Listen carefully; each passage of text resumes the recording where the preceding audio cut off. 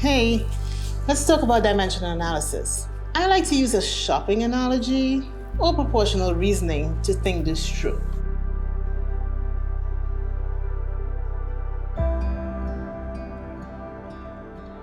We take both a quantitative and qualitative approach. So let's consider 40 grams of argon and 40 grams of methane.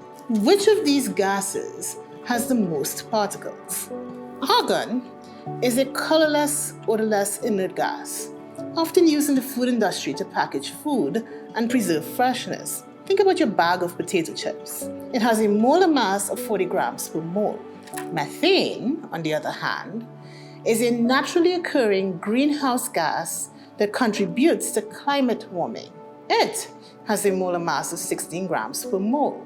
From the molar mass, we know that there are 40 grams per mole of argon. That is, 40 grams is equivalent to 1 mole of argon.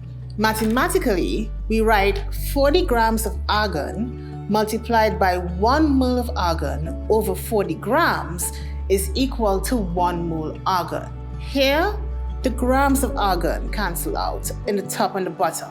Similarly, the molar mass of methane indicates that 16 grams is equivalent to 1 mole. Therefore, 40 grams is equivalent to 2.5 moles. Mathematically, we express this as 40 grams methane multiplied by 1 mole methane over 16 grams is equal to 2.5 moles methane.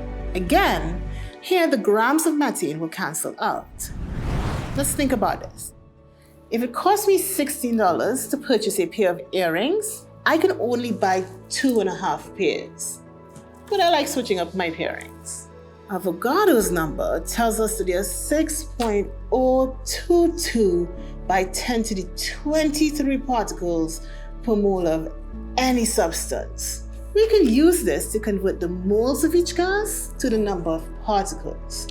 So for argon, 40 grams is equivalent to 1 mole. Therefore, there are 6.022 by 10 to the 23 particles. For methane, 40 grams is equivalent to 2.5 moles.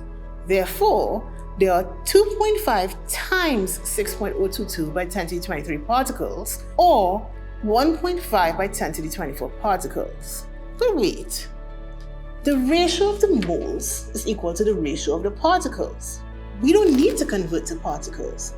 In fact, we don't need to do any calculation to figure this out. Let's look at this qualitatively. We were given the same mass of each gas, but methane has a lower molar mass than argon. Therefore, it must have a higher number of particles for it to have the same mass.